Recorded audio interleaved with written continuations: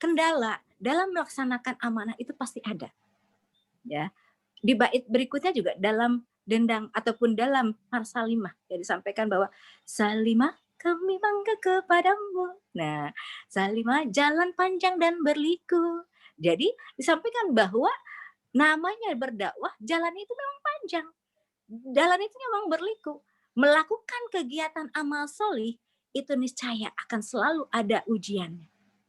Tapi ketahuilah, ujian, musibah atau apapun kendala yang dihadapkan kepada kita dalam rangka melaksanakan amanah ini semata-mata hanya sebagai bagian daripada Allah ingin menyeleksi kepada kita semua. Mana hamba-hambanya yang benar-benar bersungguh-sungguh ya, ingin tadi berjihad di jalan Allah. Mana hamba-hambanya yang hanya sekedar kudu dicolekan wae kalau kata orang Sunda mah. Ya. Jadi saya bersyukur sekali ini. Terima kasih para pembina Salimah ya. Ustazah Eva, Ustazah Eka, 5 PC Salimah ini yang kalau boleh dibilang baru berumur balita, tapi nggak tukcing gitu. Ya, nggak dibentuk terus cicing kalau kata orang Sunda, tetapi terus bergerak. Dan ini adalah suatu prestasi yang mudah-mudahan ya semangat atau giroh ini tidak hanya berhenti sampai dalam kegiatan 5 pekan berturut-turut ini. Namun insya Allah ya mungkin dengan sabilanya nanti bisa ya Bu ya, karena sabila itu sendiri juga sebagai bagian daripada program unggulan kita, Salimah berbagi ilmu agama. Bisa dengan cara membuat grup-grup WA ataupun Instagram, maaf bukan Instagram, Telegram ya, yang kemudian kita invite ataupun undang orang-orang yang mau bergabung dan mendengarkan tausiah dari para ustazah-ustazah yang kita undang nantinya. Ya, dan insya Allah sekali lagi ya, diingatkan bahwa jalan panjang, jalan berliku, tetapi ingatlah karena Allah menyertai selalu ya. Allah akan menyertai selalu kepada siapa? Kepada orang-orang yang senantiasa ingin menolong agama Allah. Dan janji Allah, barang siapa yang menolong agama Allah, maka Allah pun akan menolong segala urusan kita. Saya yakin ya, dalam melaksanakan ataupun mewujudkan adanya kegiatan ini, awalnya juga pasti antara iya apa enggak, bisa apa enggak ya.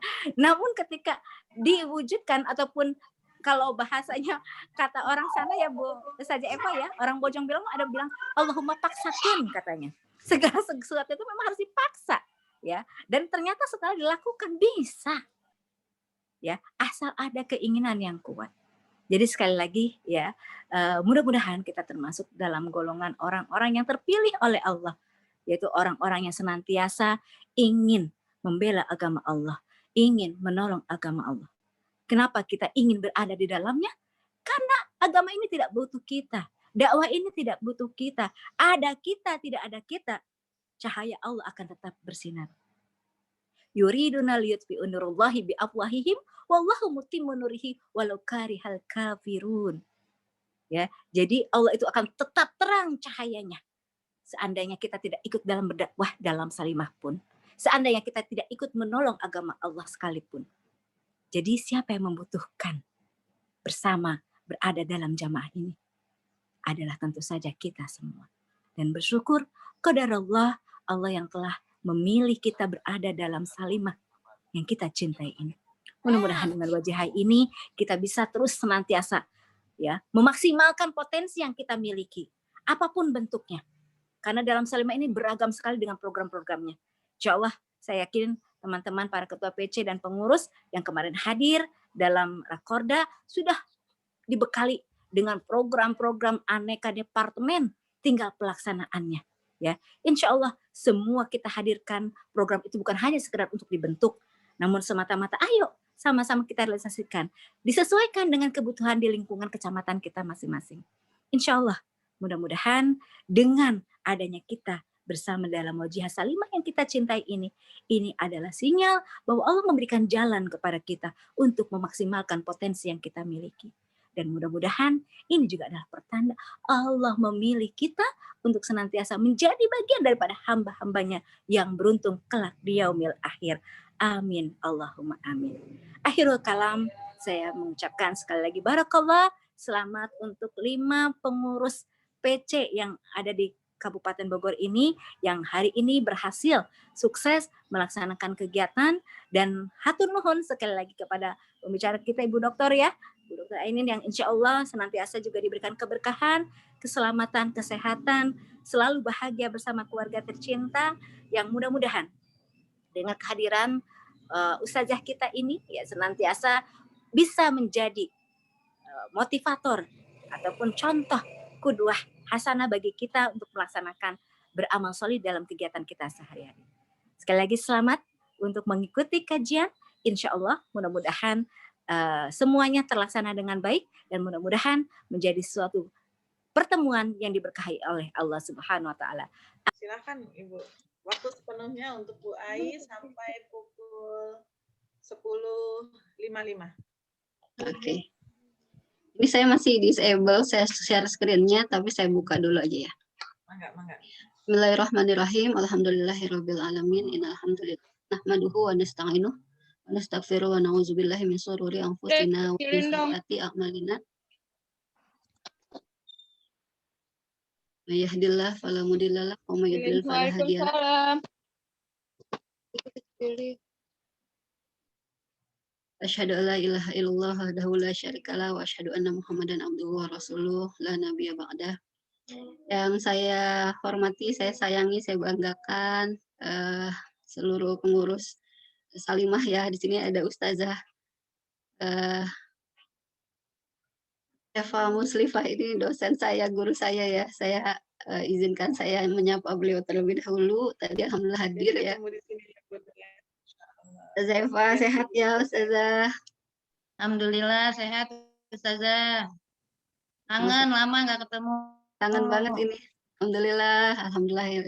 Ini terima kasih nih bisa silaturahim ke PD Salimah Bogor, ada Ustazah.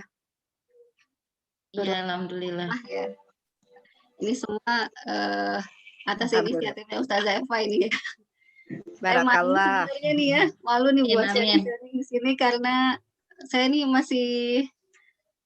saya mahasiswa beliau ya, jadi mohon maaf gitu ya kalau ada kurang-kurang atau salah-salah. Mohon berkenan nanti Ustazah Eva yang melengkapi ya. Ini pasti banyak bolongnya. Keilmuan Ustazah Ai, keilmuannya subhanallah nih masalah keuangan. Jadi saya masih mau belajar. Ya Allah. Ini saya kalau dekat mah udah saya sungkem-sungkeman ini. Pandemi ya. Jadi Masya Allah kita tuh pandemi ya ambil hikmahnya aja mungkin ya, yang jauh jadi bisa dekat ya. Ini kita bisa kumpul satu PD ya. Ada 5 PC di sini ya kalau saya tidak salah.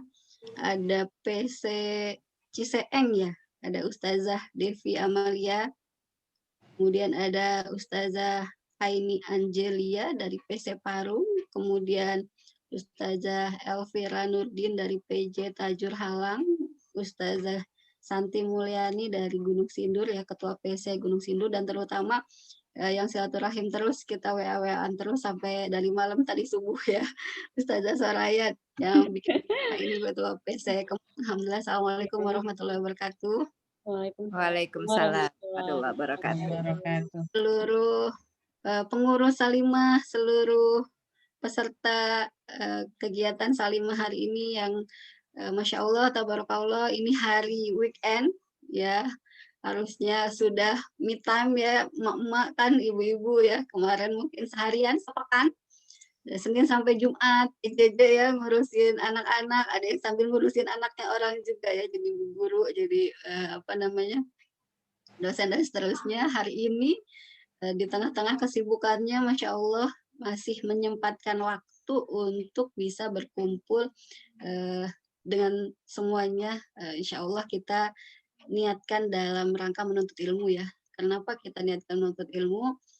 Saya juga di sini niatkan menuntut ilmu karena kita berharap ada keberkahan ya. Keberkahan menuntut ilmu itu yang nggak didapat dengan aktivitas yang lain. Kenapa? Karena dengan kita menuntut ilmu itu Allah, Rasulnya, bahkan seluruh semesta alam itu mendoakan kita gitu ya. Jadi kapan lagi kita punya momen yang sangat berharga ini, kalau misalnya ada momen seperti ini tuh tidak kita sia-siakan ya. Kalau Alhamdulillah, insya Allah Allah kasih waktunya, Allah kasih kesempatannya. Salawat serta salam juga senantiasa semoga tercurah kepada junjungan kita Nabi besar Muhammad Sallallahu Alaihi Wasallam. Kita beruntung ya, beruntung sekali menjadi umatnya, karena beliaulah kemudian, kehadiran beliaulah kemudian yang mengangkat derajat kita para kaum perempuan ya, yang tadinya sebelum lahir pun kita sudah dianggap tiada ya, dikubur hidup-hidup gitu ya, karena dianggap sesuatu aib ya punya anak perempuan, tapi kemudian diangkat derajatnya oleh Allah ketika dia baru lahir, ya perempuan baru lahir, muslimah baru lahir, itu menjadi kunci surga bagi ayahnya gitu ya. Kemudian ketika dia menikah gitu ya, menjadi kunci juga surga untuk suaminya gitu, dan ketika memiliki anak menjadi pintu juga surga untuk anak-anaknya. Jadi masya Allah, Allah angkat derajat kita karena syafaat Rasulullah SAW, dan mudah-mudahan kita adanya berkumpulnya kita di pagi hari ini itu termasuk menjadi ikhtiar kita mengikuti sunnah Rasulullah SAW. Sebelum saya share, ini saya boleh share screen, udah bisa ya? Sudah, Bu Ai. Share screen ini mohon maaf karena temanya berat banget, ini Ustazah Soraya ya. Tata kelola keuangan, keluarga dan bisnis. Biasanya kalau saya sharing ini dibagi dua ya, ini kita bisa gimana selesaikan dalam tempo sesingkat-singkatnya gitu. Jadi mudah-mudahan nanti kalaupun ada yang kelewat, ini materinya bisa di-share, bisa dibagikan ke umat semua. Terus kalau nanti ada pertanyaan, kita bisa silaturahim lagi di lain waktu ya. Mungkin ada yang punya Instagram, kita boleh saling sapa di Instagram gitu ya, atau boleh catat WA, nomor WA dan seterusnya. Kita ngobrol-ngobrol aja. Jadi saya izinnya ngobrol aja ya, Bu Ustazah Lela ya, juga Bu Soraya dan pengurus semua. Karena kayaknya nih Mangga Bu. lebih secara ini lebih kafanya lebih bagus ibu-ibu ya. Ini karena saya dipaksa Bu Soraya jadi sama Ustazah Eva, karena saya kalau sama Ustazah Eva udah inilah. Ibu Aini ini ya, ilmu padi ya. Lanjut Bu. Ada masanya memang kita juga harus berguru kepada yang lebih muda kalau keilmuannya lebih. Betul ya Bu ya? Setuju ya? Amin, amin ya. Iya, silakan dilanjut saja, mangga. Iya. Alhamdulillah. Jadi kalau kita bicara tentang tata kelola keuangan keluarga dan bisnis, itu selalu saya ngisi walaupun umum ya, pesertanya umum, pasti yang ikut itu perempuan semua ya. Secara roadshow keliling, saya tanya gitu ya, Bu, kalau di rumah yang urus kelola keuangan keluarga siapa gitu. Dari 100 ibu hampir semuanya 90%, 90-an orang gitu akan bilang umahatnya, ibunya, istrinya gitu ya. Kalau di Salimah rata-rata pengelolaan keuangan keluarganya di tangan ibu atau di tangan bapaknya? Ibu-ibu. Ibu ya. Itu dari mana itu ya? Kita apa namanya ya, kalau apa dalilnya ya kalau ibu-ibu kok yang suruh ngelola keuangan gitu kan, kalau ya, bikin gitu ya. Dari mana sih asalnya? Kenapa sih suruh kita gitu ya, ibu-ibu yang ngurusin, udah ngurusin masak juga, udah jadi menteri pendidikan juga nih, suruh ngurus keuangan juga ya. Menteri Itu dari mana Keuangan. sih, siapa yang suruh sih gitu ya? Karena waktu saya ngisi kemarin ya di Riyadh di Saudi, itu ternyata yang ngurus laki-laki kok gitu ya. Ibu-ibu taunya udah nyampe ke rumah udah jadi bahan apa, udah ada bahan masakan, dia tinggal masak gitu ya. Kenapa di sini kita mesti pinter kita ngelola keuangan. Tapi bukan masalah itu ya, nanti kita akan coba turunin lagi siapa yang kelola gitu ya, tapi gimana cara kelolanya juga itu jauh lebih penting ya. Nah, ada beberapa hal ya mungkin nanti akan kita bahas di sini. Tadi kalau profil udah disampaikan ya. Ada beberapa buku juga nih nanti kalau di sini ibu-ibu kurang detail ya, ada banyak yang mau di dalam lagi, bisa juga cari buku saya judulnya Belanjakan Saja Semua Uangmu ya. Jadi uang jangan disimpan ya Bu, dibelanjain aja. Setuju nggak, Bu? Iya, Setuju. setuju Bu. Ya, jadi uang jangan disimpan-simpan lah ya, nanti jadi ini Belum lupa tentu ya. dinikmati Ada nggak di sini nantinya. yang suka lupa nyimpan uang ya? Nggak ada. Nggak ada ya. Selalu ingat, Bu. Nggak ada yang disimpan, Bu. Bahkan katanya umahat itu paling pintar cari uang ya. Jadi kalau abinya naruh uang di mana ketemu aja gitu ya. Lupa, susah lupa gitu ya, pintar nyari ya. Itu ciri-ciri kita ya. Nah, ada beberapa agenda yang akan kita bahas di Luminar ini. Ada 5, ada 4 sih sebenarnya. Yang satu tadi entar penutup aja. Pertama, kenapa sih kita perlu kelola keuangan? Gitu ya. Wah, ini penting banget supaya kita jadi punya arah gitu ya. Ketika kita lupa, aduh bosen ya, atau misalnya udah banyak banget agenda sehingga kita ada kembalinya gitu ya. Oh ya, perlu dikelola karena kenapa gitu. Yang kedua, apa sih prinsipnya? Apa aja sih prinsip-prinsipnya kalau ngelola keuangan harus kayak gimana sih gitu ya. Yang ketiga baru nanti kita ke teknisnya bagaimana tata kelola keuangan keluarga, kemudian kalau punya bisnis juga itu harus gimana gitu ya. Nah, sampai nanti di akhir mungkin kita bisa ngobrol bareng ya. Oke. Kita lanjut aja ke yang pertama ya karena kita juga waktunya tadi sampai 10.50 mungkin. Pertama, kenapa sih kita perlu mengelola keuangan kita ya? Sebenarnya sih nggak mesti yang kita berkeluarga ya, single juga. Ya, jadi pertama yang perlu kita pahami bahwa tidak semua orang itu boleh mengelola keuangan. Jadi nggak boleh tuh semua orang pegang uang. Nah, kenapa tuh nggak boleh semua orang pegang uang? Nah, di sini saya coba kutip ya. Baca dulu. Saya coba kutip di surat An-Nisa ayat 5. A'udzubillahiminasyaitonirrajim. Bismillahirrahmanirrahim. Wala tu'tus sufaha'a amwalakum allati ja'alallahu lakum qiyaman warzuquhum fiha waqsuhum wa qulu lahum qawlan ma'rufa. Di sini Allah berfirman yang artinya dan janganlah kamu serahkan. Ya, janganlah kamu serahkan. Artinya ini perintah atau larangan ya. Kita dilarang untuk nyerahin apa sih? Harta ya, amwalukum, harta kepada orang yang belum sempurna akalnya ya. Wala tu'tus sufaha ya, belum sempurna akalnya. Apa sih yang dimaksud dengan nah, nanti kita bahas ya. Janganlah kamu serahkan kepada orang yang belum sempurna akalnya harta yang Allah jadikan sebagai pokok kehidupan. Jadi harta itu, uang itu pokok kehidupan. Pokok itu artinya penting banget ya. Sesuatu yang kalau misalnya pokok tuh kalau kurang ya kehidupan kita tuh nggak lancar gitu ya, akan terganggu gitu. Nah ini nggak boleh diserahin kepada orang yang belum sempurna akalnya. Nah kenapa?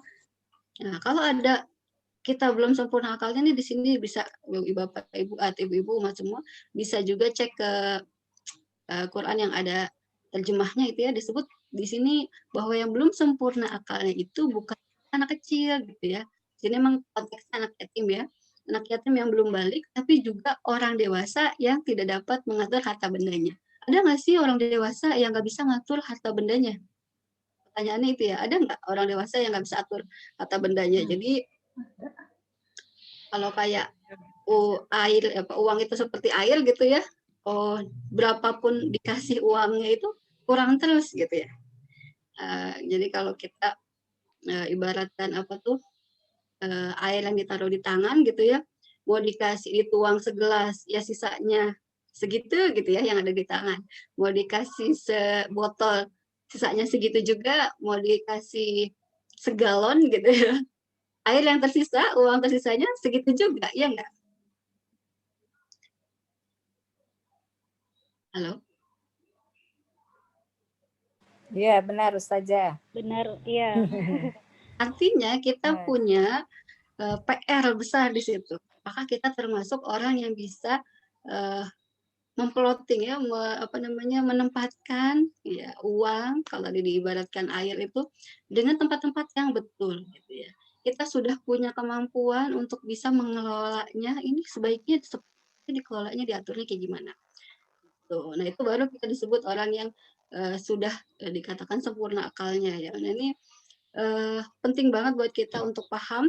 Kenapa? Karena tadi harta itu diberikan kepada kita itu sebagai pokok kehidupan tuh untuk kita atur sedemikian rupa supaya kehidupan kita tuh jadi lebih baik. Nah, untuk yang belum bisa mengaturnya seperti apa? Dilanjutkan di situ, berilah mereka belanja dan pakaian dari hasil harta itu dan ucapkanlah kepada mereka kata-kata yang baik. Jadi kalau kita kelola keuangan, kemudian tapi sebenarnya kita punya uang, punya harta, tapi kemudian ternyata kita belum mampu mengelolanya, nah kita cukup diberikan belanja aja. Jadi kalau tadi ibu-ibu ada umahat gitu ya, yang kalau belanja nggak pengen lihat harga lagi gitu. Kemudian apa namanya, kalau bahasanya Umar bin Khattab itu dia beli apa aja yang dia inginkan gitu ya. Nah itu sebaiknya mungkin pertama ikut kegiatan salimah ini, yang kedua kita juga perlu untuk memberikan porsinya sesuai dengan kebutuhan keuangannya aja. Misalnya kalau kayak gitu nanti dipisah, apakah suami yang atur keuangannya, kemudian istri atur belanja dapur aja. Gitu. Nanti ada kalau di buku saya jelasin juga bagaimana supaya ada peran kedua belah pihak suami istri dalam mengelola keuangan. Termasuk misalnya kalau anak-anak udah bisa diajak untuk ini ya, diajak untuk mengelola keuangannya juga. Nah, gitu seperti itu. Itu karena tadi ya, harta itu penting banget. Karena saking pentingnya nih ibu-ibu, saya sering kasih analoginya tuh seperti pisau. Nah ibu-ibu kalau umat filah kalau di dapur ya, pisau itu berguna nggak? Penting nggak? Penting. Penting banget ya kan, kita nggak bisa masak nih kalau nggak ada pisau. Ya kemudian pisaunya itu ibu-ibu taruh sembarangan nggak? Tidak. Ada nggak umat filah yang taruh di depan TV atau taruh di meja apa namanya ruang tamu gitu ya, atau taruh di kamar gitu? Iya betul saya tuh. Ya, insya Allah kita semua taruh pisau dengan baik, nggak sembarangan ya. Karena kita anggap pisau itu penting. Kalau kita yang gunain nih, Ustazah Rizka nih yang gunain, Ustazah Eka gitu yang gunain, itu bisa jadi masakan enak banget gitu ya. Tapi kalau yang megang anaknya, apalagi anak balita gitu ya, yang tadinya pisau itu bermanfaat, bisa jadi apa? Bahaya. Mudorot ya. Bisa jadi bahaya gitu. Uang tuh sama ya, tadinya mungkin bisa bermanfaat kalau dikelola oleh Ustazah Lela, dikelola oleh Ustazah Devi gitu ya. Tapi pas begitu dikelola oleh saya, habis gitu. Ditanya uangnya mana? Udah habis, dipakai buat apa? Nggak tahu deh. Ya, sering nggak begitu? Atau enggak ya kalau di Salimah sih kayaknya. Insya Allah semua udah ini ya, hafizun alim kalau bahasanya Nabi Yusuf ya. Insya Allah termasuk orang-orang yang hafiz, pandai menjaga, yang kedua alim, punya pengetahuan tentang bagaimana sih cara mengelola uang tersebut. Nah, tapi memang saya bersyukur ya hari ini insya Allah mudah-mudahan bisa sharing ke umat filah di Salimah supaya nanti umat filah di Salimah juga bisa sharing lagi ke tetangganya, mungkin juga ke saudara dan teman-temannya yang lain, mengajak supaya kita benar-benar bisa well known ya, tahu gimana cara mengelolanya. Karena di masyarakat umum itu masih banyak yang menganggap uang itu just money. Uang itu uang aja gitu ya. Kalau ada alhamdulillah habisin, kalau nggak ada cari gitu ya. Dengan begitu akhirnya kemudian banyak ya kalau di provinsi sebelah, di kota sebelah tuh kalau di Depok ya kan perceraiannya lumayan tinggi. Kebetulan Sebi juga di sana ya, kita coba banyak juga bagaimana kontribusi kita untuk menekan itu, karena kedua penyebab keduanya itu satu dari permasalahan ekonomi ya. Jadi bagaimana supaya ya memang permasalahan keluarga itu pasti banyak, tapi minimal kita bisa minimalisir di masalah keuangan, bukan masalah keuangan lah ya, jangan jadikan masalah keuangan sebagai sumber perpecahan. Nah, kalau ibu-ibu mungkin juga baca beritanya ya, ini berita terakhir 3 hari yang lalu ya. Banget mungkin ada yang ikut ini juga saya dapatnya karena lagi istirahat terus tiba-tiba ada berita kok miris banget ya tentang seorang istri yang ditikam suaminya gitu ya, karena minta uang tapi kemudian uangnya nggak dikasih sama istrinya ya. dikasih sama istrinya, diinvestigasi gitu ya, ini di TV One ya. Itu karena suaminya tuh minta beliin sepatu. Tapi nggak dikasih uangnya sama istrinya, katanya uangnya nggak ada. Pas dicari ternyata katanya ada. Ada yang tahu nggak nih berita ini?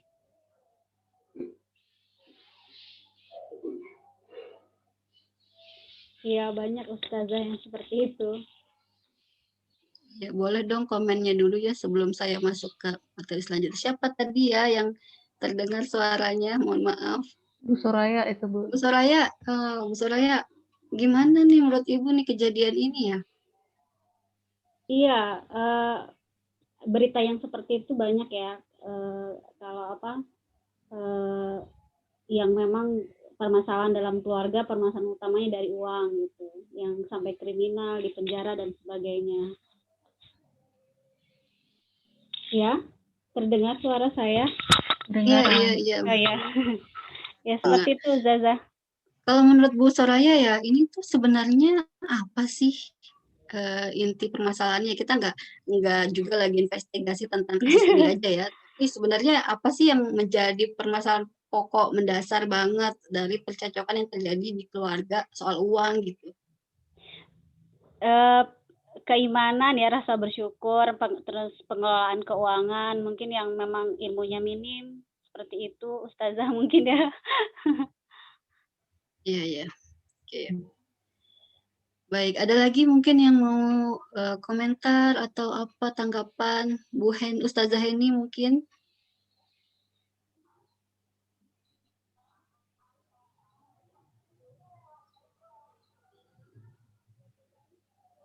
Ya, Ibu, punten. Ya, seperti yang disampaikan oleh Bu Soraya tadi, mungkin kurangnya bersyukur. Kemudian suami istri juga mungkin komunikasinya kurang baik seperti itu ya.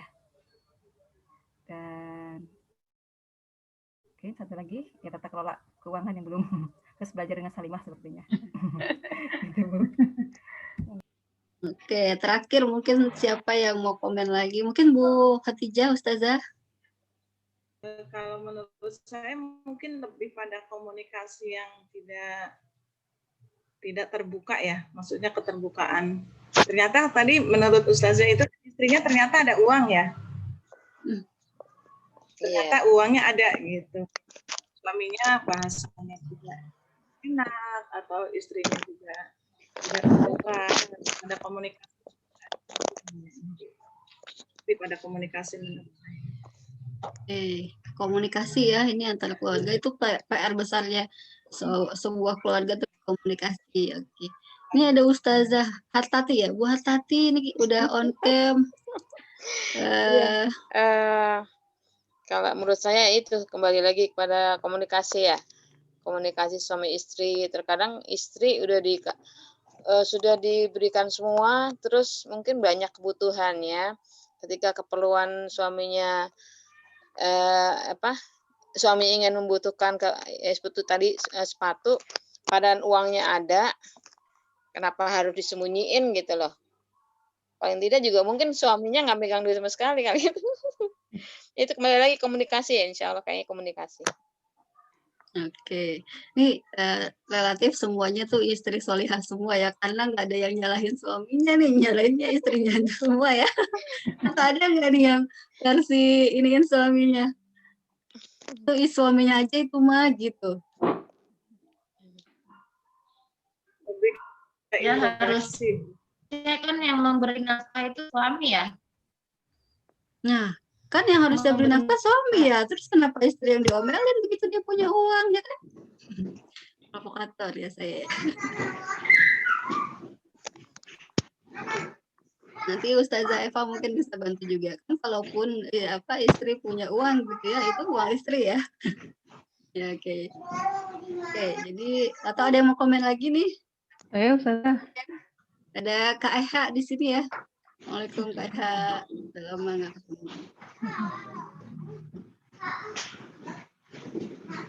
Yang saya bisa lihat di sini. Oke, nanti ya kita ngobrol-ngobrol lagi. Masya Allah ya. Subhanallah kita harus juga berintrospeksi diri. Pertama betul, kalau tadi saya sebut ya, persoalan penyebab perceraian kedua itu masalah ekonomi, ternyata penyebab persoalan perceraian yang pertama itu adalah soal perbedaan persepsi atau komunikasi ya. Jadi lebih ke penting banget kita tuh suami istri selalu punya cara gitu ya untuk menjelaskan atau misalnya ngobrolin tentang apapun ya, termasuk juga keuangan, karena masalah keuangan itu kan tadi sensitif banget ya. Hal yang kemudian menurut kita kadang dianggap remeh gitu ya, kadang dianggap ya udahlah gitu ya, tapi sebenarnya itu tadi kalau dalam Al-Quran disebutnya pokok kehidupan loh, artinya itu penting banget. Kita perlu saling terbuka gitu ya, perlu saling percaya, kemudian perlu juga saling mengelolanya, enggak andel-andelan gitu ya, kalau bahasa ini ya, bahasa Jermannya ya, nggak andel-andelan, enggak.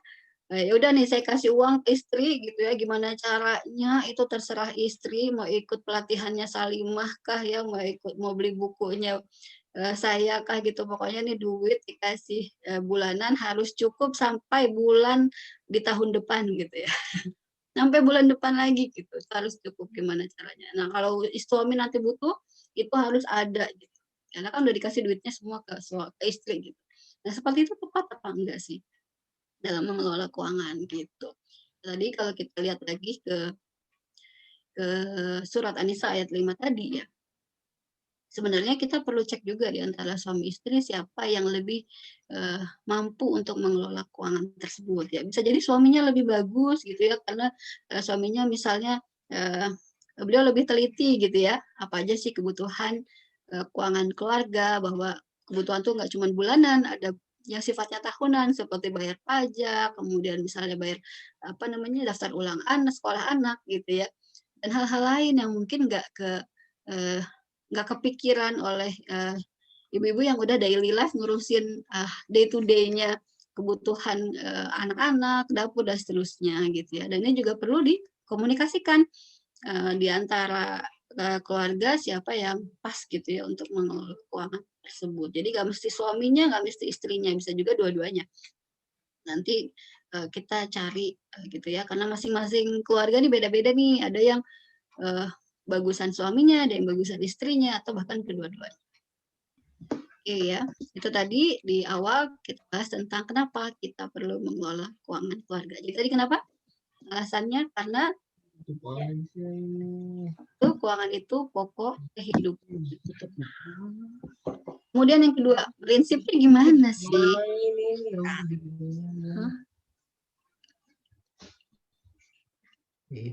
Langsung aja.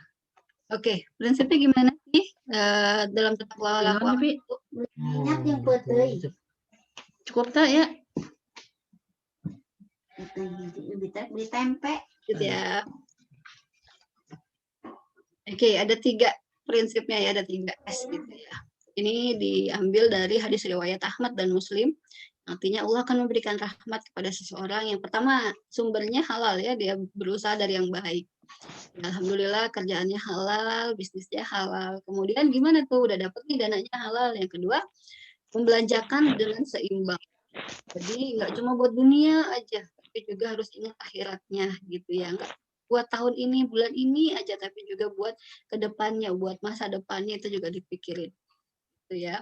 Yang ketiga adalah untuk supaya kita bisa menyisihkan kelebihan yang kita miliki gitu ya, untuk bisa menjaga kita pada hari kita miskin dan membutuhkan. Karena hidup itu kan nggak lurus terus ya, maksudnya nggak enak terus gitu ya. Ada selalu pastinya kondisi-kondisi di mana kita sangat membutuhkan keuangan lebih ya, kayak sekarang nih di masa pandemi ya, mungkin ada yang terdampak, tadinya bisnis lancar, kemudian sekarang jadi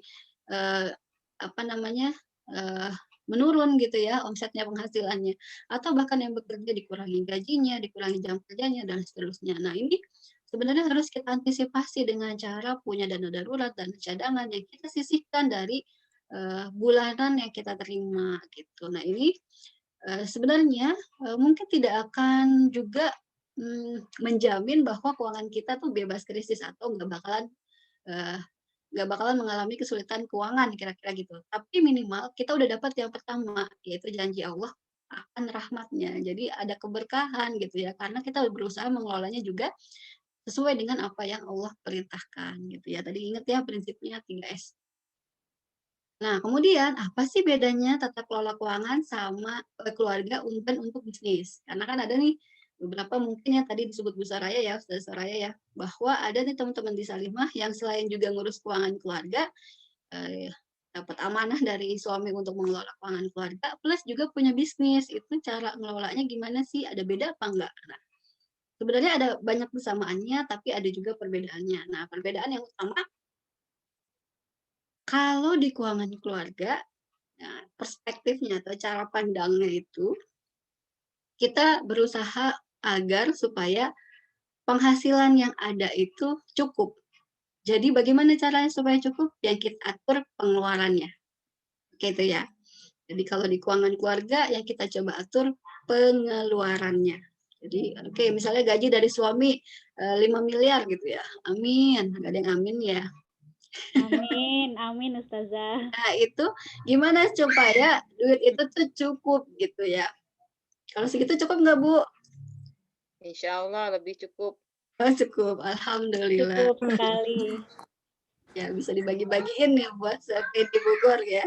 Ya, Nah, oke. Jadi di situ ya kalau keuangan keluarga nih gimana dapat penghasilan dari suami, kita nggak berkurang syukurnya. Segini doang sih, Bi, gitu ya.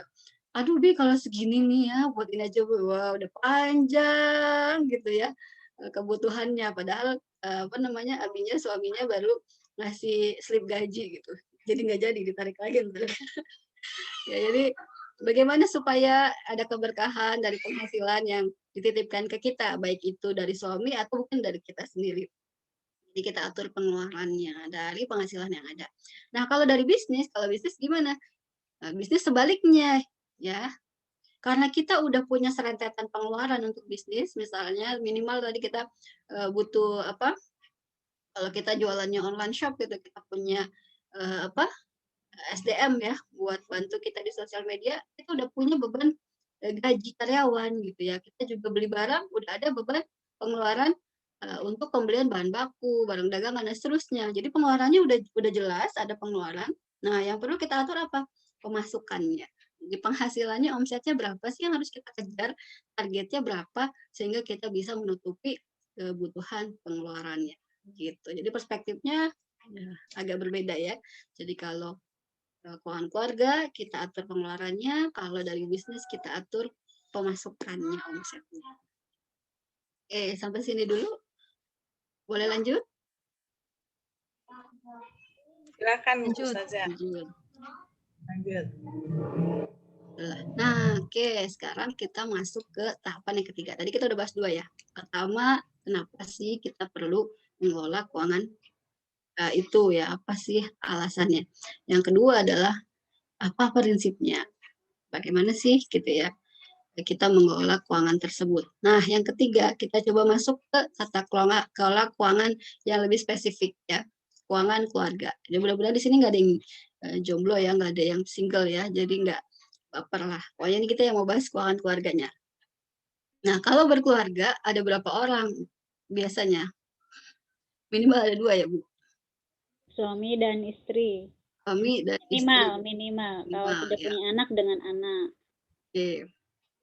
Nah, bagaimana sih pengelolaan keuangan keluarga itu dalam Islam itu ada nggak sih aturannya? Jadi, masya Allah ya, sebenarnya untuk mengurus keluarga sendiri itu kan udah mesti ada ilmunya ya. Nah, ini baru hanya sedikit ya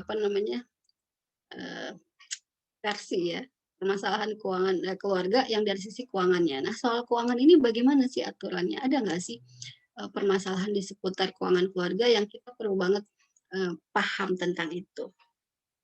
Nah, ini ada satu teladan dari Umar yang saya sering banget akan selalu share tentang ini karena menurut saya ini bisa jadi rem lah buat rata-rata kita ya kaum perempuan ya kita yang umahat nih kadang lupa gitu, kadang ya mungkin sebagian, kalau yang pengurus Salimah terkecuali sepertinya. Kadang kita lupa gitu ya kalau ingin beli sesuatu gitu ya, itu main beli-beli aja gitu ya. Apalagi kalau misalnya kita lihat, wah ini duitnya ada gitu kan. Kemudian memang yang kedua kita butuhin juga. Nah, walaupun tipis-tipis gimana gitu ya nentuin antara kebutuhan sama keinginan.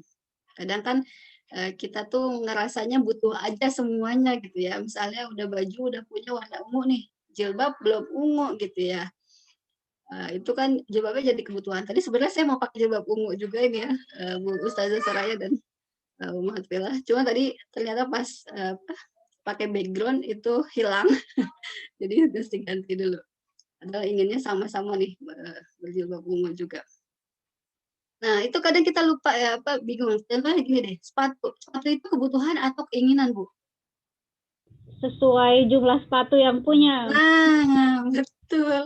Udah punya sepatu berapa? Tas deh, tas. Kalau sama kalau milenial dia sepatu. Ibu-ibu tas gitu ya. Tas itu kebutuhan atau keinginan? Tergantung juga. Nah, ya Bu, iya sama kayak baju gitu. Baju kan sandang pangan papan dong ya. Apa namanya, baju itu kan kebutuhan, ya. Tapi berapa baju sampai disebut kebutuhan, ya kan? Kemudian apakah perlu semua warna pelangi gitu ya disebut dengan kebutuhan, gitu ya, dan seterusnya. Nah ini kan kita juga perlu ngerem ya. Suatu hari ini Umar pernah mengingatkan sahabat Jabir bin Abdullah soal ini gitu ya. Jabir bin Umar radhiyallahu an berkata, wahai Jabir, apakah setiap kali kamu ingin membeli sesuatu, kamu membelinya gitu ya. Jadi kejadiannya waktu itu adalah masa pacaklik di Madinah, kemudian banyak orang belum bisa makan daging, ya karena lagi pacaklik. Tiba-tiba Jabir pulang dari pasar bawa tentengan, kemudian ditanya sama Umar, itu tentengan apa gitu. Terus kata Jabir kepada Umar radhiyallahu an, aku ingin makan daging, maka aku membelinya. Gitu. Ini kan hal yang wajar dong ya. Ibu-ibu mau punya baju, mau punya tas, mau punya sepatu, terus beli. Terus di mana salahnya gitu kan? Nah, ternyata Umar waktu itu berkata, mengingatkan ya, saking cintanya kepada para sahabatnya gitu ya. Apakah setiap kali kamu menginginkan sesuatu, engkau membelinya? Waduh, Umar nih yang tanya. Kalau pengen sesuatu, beli emang kenapa gitu? Ternyata dilanjutkan oleh Umar, apakah engkau tidak takut pada ayat 20 surat Al-Ahqaf ya? Masya Allah, surat apa itu, ayat apa, tentang apa itu, kok Umar mengingatkan gitu ya. Ternyata di surat Al-Ahqaf itu diceritakan tentang orang-orang kafir saat mereka dihadapkan ke neraka. Waduh, nauzubillah, kita nggak mau dong termasuk dalam golongan orang-orang kafir yang dihadapkan ke neraka tersebut. Dia tersebut ya berbunyi auzubillahi samil alim minasyaitonir rajim, bismillahirrahmanirrahim, wa yauma yu'radul ladzina kafaru 'alan nar. Itu ya. Ketika dihadapkan kepada neraka kaum kafir itu, dikatakan kepada mereka azhabtum thayyibatikum fi hayatikumud dunya gitu. Kamu nih bakal masuk ke neraka. Kenapa? Karena kamu menghabiskan rezekimu yang baik, ya. Rezeki yang baik dihabiskan untuk apa? Fi hayatikum dunya, untuk kehidupan dunia aja gitu. Wastamta'tum biha, ya, dan kamu telah bersenang-senang dengannya gitu. Jadi uangnya dihabisin buat apa? Buat dunia aja, buat senang-senang aja gitu ya. Lupa kalau misalnya juga ada pertanggungjawaban dari setiap harta yang kita keluarkan. Konteksnya kan kita bisa lihat Jabir masalah dong ya. Terus kenapa sampai diingatkan seperti ini? Gitu. Nah, ini hal yang penting ya buat saya, terutama untuk reminder ke saya pribadi. Supaya kita tuh sebelum ngeluarin duit itu mikir berapa kali ya. Artinya kalau kita bisa mikirnya ini diskon apa enggak gitu ya, atau boleh ditawar apa enggak. Tapi sekarang mikirnya adalah ini ada manfaatnya enggak, ada nilai pahalanya enggak, ada nilai ibadahnya enggak. Karena kalau nggak ada nilai pahalanya, nggak ada nilai ibadahnya, bagaimana cara kita mempertanggungjawabkan itu kelak gitu di hari kiamat.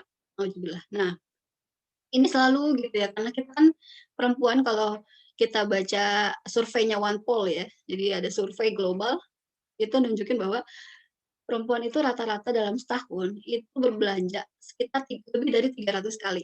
Jadi dalam setahun itu kan ada 365 hari ya.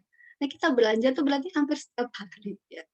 Kita memang senang banget ngeluarin duit. Nah itu pada saat kita ngeluarin duit itu, waduh, itu juga kita harus berpikir panjang nih. Kalau kita gitu ya di masanya Umar, papasan nih ketemu sama Umar, itu Umar bakalan sering banget kali ngomong kayak gini ke kita ya. Jadi itu beli apa, manfaat atau enggak gitu ya, bisa kita pertanggungjawabkan atau ya tadi ada yang raise hand ya. Saya jawab dulu atau gimana? Kita dengerin dulu boleh ya?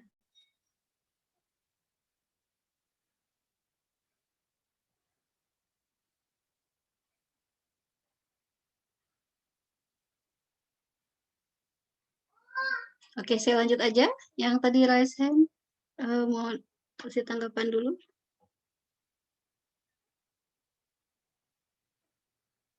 Ustazah Siti, lanjut. Bisa dipahami Ustazah, silahkan dilanjut. Oke. Atau ada yang mau ditanyakan dulu dari peserta? Ya, tadi saya lihat ada yang raise hand ya. Mungkin mau.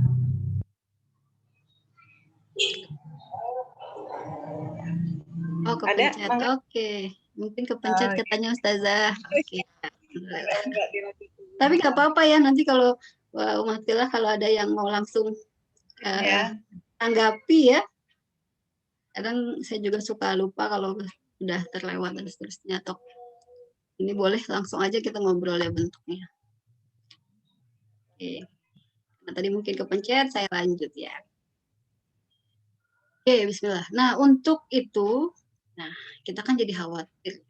Sebenarnya belanja-belanja kita sebelumnya itu ini termasuk sesuatu yang bisa kita pertanggungjawabkan atau enggak. Ya. Nah, bagaimana cara kita tahu bahwa ini semua bisa kita pertanggungjawabkan? Insya Allah gitu ya. Nah, ada caranya. Caranya adalah let's check our jasmani. Jasmani itu kadang ada masa pandemi kan, saya juga suka ngisi, ini kita gimana sih masa pandemi ngurusinnya, kita harus sehat, iman sehat, ya kan, imun sehat, aman juga gitu, iman aman gitu. Kita banyak mau pergi keluar kota gitu ya, mau jalan lewat jalan tol harus cek dulu PCR dan seterusnya. Jadi kita banyak banget melakukan cek kesehatan gitu ya saat ini belakangan ini. Nah, apakah kita perlu juga cek kesehatan keuangan kita? Ya dong. Nah, kalau kita kemarin cek jasmani kita, badan kita sekarang cek juga jasmani uang kita ya. Uang kita tuh penting banget juga buat kita cek. Kenapa kalau harta itu ditanyanya 2 kali ya. Dari mana asalnya, sumbernya, yang kedua untuk apa gitu. Jadi kita perlu banget buat ngecek ini. Nah, kenapa saya sebut jasmani? Karena sebenarnya uang itu kan ya amanah aja dari Allah gitu ya, nggak usah kita taruh di hati, dikejar-kejar sampai mati gitu ya. Kita dapat amanah dari Allah, kita gunakan sebaik-baiknya, kita pertanggungjawabkan seoptimal mungkin, kira-kira gitu. Maka saya nyebutnya jasmani, uang aja gitu. Jadi kita nggak terlalu mau ngelola keuangan supaya apa sih? Supaya kaya ya, supaya nggak pernah miskin ya kayak gitu. Enggak, tapi kita ngelolanya tadi dalam rangka kita mempertanggungjawabkan amanah Allah aja gitu ya. Ini jasmani. Jadi money itu uang aja lah. Nah, gimana cara kita ngecek jasmani kita? Apakah uang itu benar-benar kita anggap sebagai uang aja gitu ya, yang kemudian kita pertanggungjawabkan, bukan kita kejar-kejar, bukan kita cari-cari, tapi lupa sama yang kasihnya. Nah, itu kita ada beberapa caranya. Nah, mungkin nggak dibahas semua di sini ya, tapi ya mudah-mudahan ada beberapa poin-poin pentingnya aja. Nah, oke, contohnya. Jadi seharusnya buat apa aja sih pengelolaan kas keluarga? Nah, kita perlu cek dulu apa yang prioritas dan apa yang tidak prioritas. Kenapa penting? Seringkali kita tempatnya salah nih gitu. Jadi kalau kita posisiin barang mungkin kalau di rumah ya mungkin apa itu lemari baju kah, di dapur kah dan seterusnya, kita kan harus juga lihat prioritas-prioritasnya mana nih yang ada di depan, mana nih yang di belakang gitu ya. Nah, contoh yang prioritas apa sih? Nah, yang prioritas tuh yang sesuatu yang kita harus bayar kewajiban ya. Contohnya kebutuhan pokok. Kan kita butuh makan, anak-anak gitu ya, keluarga atau suami butuh transport tadi dan seterusnya. Kalau sekarang kebutuhannya bukan lagi sandang pangan papan katanya ya, tapi juga colokan dan jaringan ya. Jadi perlu wifi gitu ya. Karena kalau enggak nih nggak bisa ngapa-ngapain ya, semuanya online. Mesti masuk dari sini. Itu berarti juga jadi kebutuhan. Nah, kemudian kalau punya hutang, kita juga wajib mendahulukan pembayaran hutang sebelum yang lain. Yang ketiga adalah punya dana darurat, jadi punyalah simpanan untuk kalau ada apa-apa gitu ya. Kalau ada kebutuhan yang kita tidak perhitungkan, kita tidak perkirakan, nah itu bisa kita ambil dari dana darurat. Oke, itu prioritas pertama. Itu dibelanjakan artinya emang itu harus ada. Nah, di sisi yang sebelah kanan saya sini ya, itu ada prioritas yang perlu direncanakan. Jadi perlu ada rencana nih untuk apa, misalnya asuransi, terutama asuransi jiwa ya. Kalau di antara kita mungkin sebagai orang tua gitu yang punya penghasilan, itu juga harus punya asuransi jiwa untuk kalau ada apa-apa dengan kita, keluarga yang kita tinggalkan bisa tetap bisa hidup layak tanpa perlu apa ya menggantungkan hidup dengan bantuan orang lain gitu. Nah, kemudian yang kedua liburan perlu direncanain gitu. Nah, pasti banget perlu banget karena liburan walaupun kelihatannya liburan tapi itu kelihatannya senang-senang gitu ya, tapi ternyata menghabiskan mungkin jumlah uang yang tidak sedikit. Jadi perlu direncanakan dulu nih sebelum liburan. Yang ketiga beli rumah gitu ya. Kemudian yang keempat dana pendidikan anak-anak gitu ya. Kemudian juga dana pensiun. Nah, ada nggak sih yang perlu dihapus? Contoh, misalnya liburan dadakan, kemudian ganti gadget gitu ya, gonta ganti gadget karena wah ini udah nggak update nih gitu ya. Dan seterusnya, bukan karena kebutuhan. Nah, ada juga yang perlu ditunda. Ditunda tuh artinya tahan dulu. Misalnya tiba-tiba, aduh, pas banget dapat iklan gitu kan online kan kita sekarang online terus dapat iklan ada barang yang kita udah lama cari lagi diskon pula. Ini beli apa enggak ya? Padahal ini nggak masuk ke daftar belanjaan kita. Ini disebut impulsive buying ya. Belanja yang tiba-tiba ingin aja gitu. Ada teman beli panci, beli itu ya baju seragaman yuk gitu tiba-tiba pengen beli gitu dan seterusnya. Nah ini kalau belanja tiba-tiba gimana? Biasanya kita kasih rekomendasinya coba tolong tunggu 2 minggu gitu, tahan deh 2 minggu lagi deh nanti saya kasih tahu gitu ya saya beli apa enggak. 2 minggu diskonnya keburu habis, ya udah deh 3 hari deh 3 hari.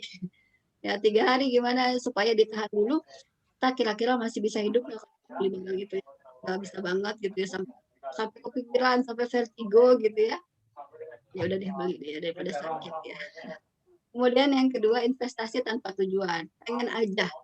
Wah emas lagi bagus nih, bagus nggak beli? Oh, kalau belinya buat apa? Enggak pengen beli aja. Nah itu harusnya ditunda dulu, dipelajarin dulu ya plus minusnya beli emas gitu ya. Atau saham sekarang lagi kalau yang di milenial saya lagi hype banget pengen beli saham. Nah tapi belum punya tujuan buat apa, kita tunda dulu sampai kita pelajarin sama apa sih emang itu bagus apa enggak dan seterusnya. Itu ditunda dulu.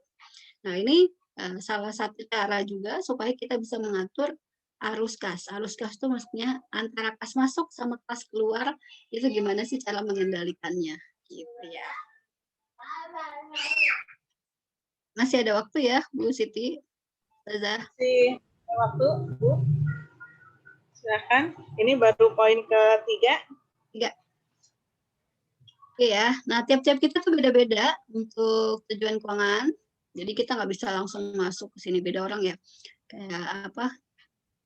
Ada yang baru sampai di level pertama pengelolaan keuangannya. Jadi level pertama tuh PR-nya adalah gimana caranya uang yang ada itu cukup gitu ya, setiap kebutuhan tuh terpenuhi, kemudian bisa nabung juga. Nah, itu alhamdulillah udah cukup terpenuhi dan bisa nabung juga untuk dana cadangan, kita bisa masuk ke level kedua. Itu manajemen resiko. Perlu nggak sih asuransi gitu? Nah itu kita pelajarin karena itu ada ilmunya sendiri. Udah alhamdulillah udah punya asuransi, udah punya BPJS, asuransi jiwa udah ada, kita bisa masuk ke 3. Ya, mau beli rumah gitu ya, mau buat pendidikan perguruan tingginya anak-anak, mau siapin juga apa namanya haji, umroh dan seterusnya itu bisa kita masuk ke sini. Kemudian udah sampai di level ketiga, alhamdulillah nggak mau dong terjadi terus gitu ya.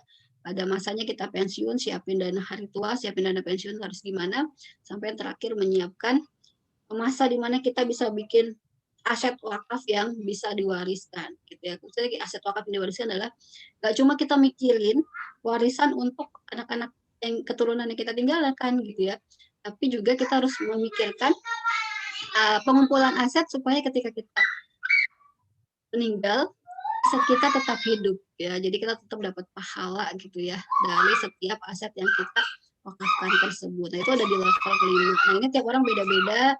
Nanti mungkin kalau misalnya umat filah semuanya mau konsultasi atau ngobrol gitu ya. Ini karena beda-beda, nanti kita lihat dulu kebutuhannya sudah sampai mana. Karena nggak semua orang juga pas bahas asuransi, pas bahas investasi gitu ya. Karena mungkin level sekarang pengelolaan keuangannya masih di level keamanan keuangan di level 1. Belum sampai ke level kenyamanan keuangan. Nah, karena beda-beda nanti mungkin bisa lagi ada seri berikutnya ya untuk penjelasan terkait ini. Karena kita yang umum-umum aja. Nah, kalau untuk ngurus arus keuangan, ya tadi sebenarnya ngurusnya gimana sih supaya cukup gitu ya dari penghasilan atau pemasukan yang kita terima gitu ya.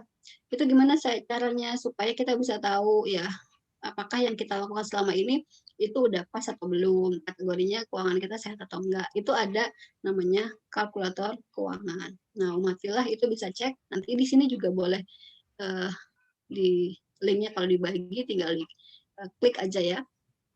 Cek dompetnya itu sudah tinggal masukkan datanya, pengeluaran berapa, pemasukan berapa sih gitu ya. Kemudian pengeluarannya buat apa aja, dicek apakah kategorinya sehat atau enggak. Kadang-kadang kita ini. Kenapa? 8 menit. Oh iya. 8 menit lagi paparannya. Oke, saya mau jelasin dulu kenapa kalkulator keuangan ini penting. Karena ya walaupun ya ini sama seperti kita ke dokter ya. Perlu nggak sih ke dokter? Kadang kita ngerasa, saya juga tahu lah pilek-pilek gitulah. Atau kalau saya sakit, saya tahu ya emang saya sakit gitu. Nggak usah ke dokter, langsung beli obatnya aja gitu. Sekali kita begitu ya. Ngerasa nggak perlu cek. Karena kita yang ngerasain sakitnya, kita yang ngerasain gejalanya juga kita jadi mengabaikan, tahu nggak pernah general check up laki-laki gitu, nggak pernah tahu. Karena kita nggak pernah periksa ke dokter, kita jadi nggak tahu sebenarnya kita sakit apa gitu. Makanya kaget, kadang banyak juga di antara kita gitu kaget, nih kayaknya orangnya sehat-sehat aja kok tiba-tiba drop ya gitu ya. Karena kita nggak pernah cek. Nah, kalau keuangan juga kadang gitu, kita ngerasanya apa aja, pas begitu ada kebutuhan, kok nggak ada ya uangnya gitu. Terus kita juga nggak tahu ini kesalahannya di mana gitu. Jadi memperbaikinya itu agak sulit. Ketika kita bisa cek keuangan, kita jadi tahu bagaimana cara menyelesaikannya. Oke ya, karena tinggal 8 menit dan ini mungkin kita belum bahas yang bisnis ya. Sedikit ini contoh posnya. Oke, saya lewat aja ya. Intinya tadi ada beberapa pos yang perlu kita persiapkan untuk pengelolaan keuangan kita. Jadi keuangan kita itu bulanan itu nggak cuma buat kebutuhan harian aja ya, tapi ada juga kebutuhan sedekah, kebutuhan dana cadangan gitu, dan dana darurat dan investasi. Oke, nah kalau bisnis gimana? Nah, saya punya mungkin sekitar 5 menit buat bahas ini. Kalau bisnis gimana? Nah, pertanyaannya pertama adalah ketika kita bisnis itu tujuannya. Bisnis tuh buat apa? Ya pasti buat dapat untung lah, itu pragmatis ya. Jadi buat dapat uang lebih, dapat uang tambahan gitu kan. Nah, kemudian uang tambahannya itu buat apa? Nah, ini penting banget buat kita pahamin ini. Kadang seringkali kita terjebak ke ngumpulin uang atau cari uang. Ya, tadi bisnis buat apa? Buat nyari uang lah tambahan. Kita terjebak di situ, padahal sebenarnya permasalahannya bukan uangnya nggak cukup, tapi kitanya nggak cakap. Ya, nah gimana supaya kita bisa jadi cakap? Nah, kita perlu lihat success story-nya. Orang yang cakap mengelola keuangan itu gimana? Nah, itu dari Nabi Yusuf alaihissalam. Nah, kisahnya ini panjang Nabi Yusuf, tapi saya mau kasih langsung aja poinnya. Itu di surah Yusuf alaihissalam, beliau punya cara supaya negaranya nggak pernah krisis. Apa cara yang beliau sampaikan kepada rajanya saat itu adalah, kalau kita punya aset ya, itu kita simpan, kita biarkan di tangkainya kecuali sedikit untuk kamu makan. Jadi yang kita makan sedikit aja dari aset yang ada. Ya. Nah, sedikit ini berapa banyak sih? Ya. Tafsirannya gimana sih soal sedikit ini? Nah, ini saya juga mencari gitu ya, bagaimana sih kategori sedikit tersebut. Nah, itu ternyata ada kisahnya juga di masa Rasulullah. Itu Rasulullah SAW memanggil Abu Dzar Al-Ghifari. Sahabat Rasulullah dipanggil, "Hai Abu Dzar, sini deh," gitu ya. Oke. Kemudian dikatakan kepada Abu Dzar, apakah kamu lihat gunung Uhud itu? Ya. Hal tara Uhudan gitu ya. Apakah engkau melihat gunung Uhud itu, yang mungkin yang udah pernah ini ya, umroh gitu ya, atau haji gitu, melihat gunung Uhud, Masya Allah besar panjang.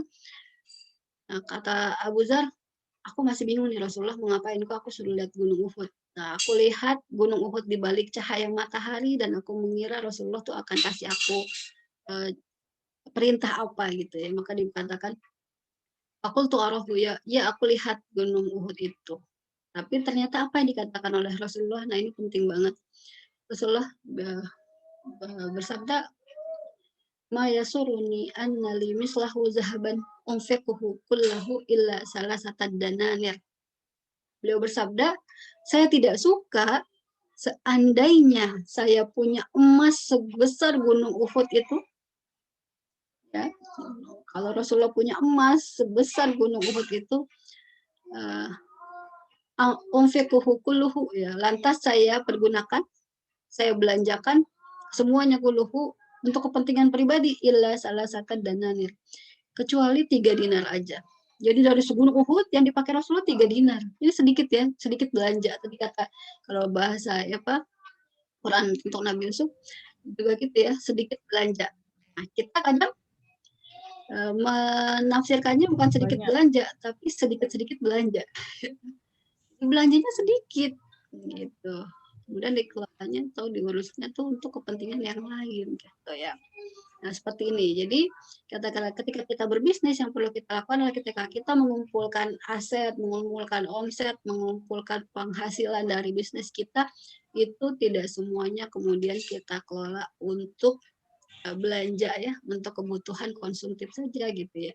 Tapi kita kelola lagi, kita investasikan lagi. Kalau di apa namanya, bahasanya pengelolaan keuangan itu ada namanya 3% withdrawal rate ya. Jadi hanya pakai 3% dari aset yang kita punya gitu. Jadi kalau punya bisnis, coba mungkin diatur omsetnya dan hanya pakai 3% dari omset atau aset yang kita kumpulkan tersebut. Nah, itu ya yang bisa saya sampaikan mungkin terkait dengan bisnis ya. Jadi di beda nanti ada investasi, ada proteksi, ada saving buat bisnis, dompetnya dipisah gitu ya, antara dompet bisnis sama dompet buat pribadi, buat keluarga gitu ya. Jadi kalau ibu-ibu pasti ya umatnya punya lebih dari 1 dompet. Nah, itu dipisah dompetnya. Baik itu dompet yang sifatnya fisik ya, beneran dompet, atau dompet digital rekening ya. Jadi selalu punya minimal 2 rekening, ada rekening bisnisnya, ada rekening pribadi atau keluarganya gitu ya. Itu dipisahkan pengelolaannya dan ditujukan masing-masing gitu ya penggunaannya. Oke. Ya, mungkin itu aja. Mungkin yang bisa saya sampaikan. Terakhir, kalau sebagai keluarga kita punya amanah anak ya, dan Rasulullah berpesan bahwa kita juga harus mempersiapkan wasiat ya, sepertiga untuk anak yang kita tinggalkan gitu ya, karena meninggalkan keluarga dalam keadaan bercuban itu lebih baik dan berpahala. Artinya jangan cuma mikirin tentang pendidikan anak sekarang atau nanti, tapi juga ketika kita tinggalkan seperti apa, itu juga harus kita persiapkan. Jadi banyak ya yang kita harus siapin, dan mudah-mudahan karena banyak yang kita siapkan itu, kita jadi bisa lebih mengatur ya, memprioritaskan dengan baik segala pola pengelolaan di keuangan keluarga kita. Mungkin itu Ustazah Siti ya, yang bisa saya sampaikan.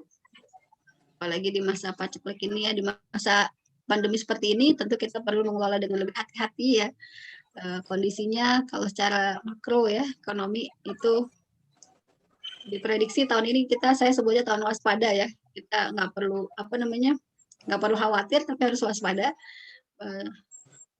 kalau ternyata negara kita krisis ya, nggak punya lagi kemampuan untuk mungkin mensubsidi, membayar gaji PNS dan seterusnya, sehingga kemudian terganggulah ekonomi kita. Allah alam bisawab, mudah-mudahan ada manfaatnya, mudah-mudahan ada hal yang bisa kita pelajari sama-sama ya, kita aplikasikan bareng-bareng sebagai wujud syukur kita atas amanah yang Allah berikan kepada kita.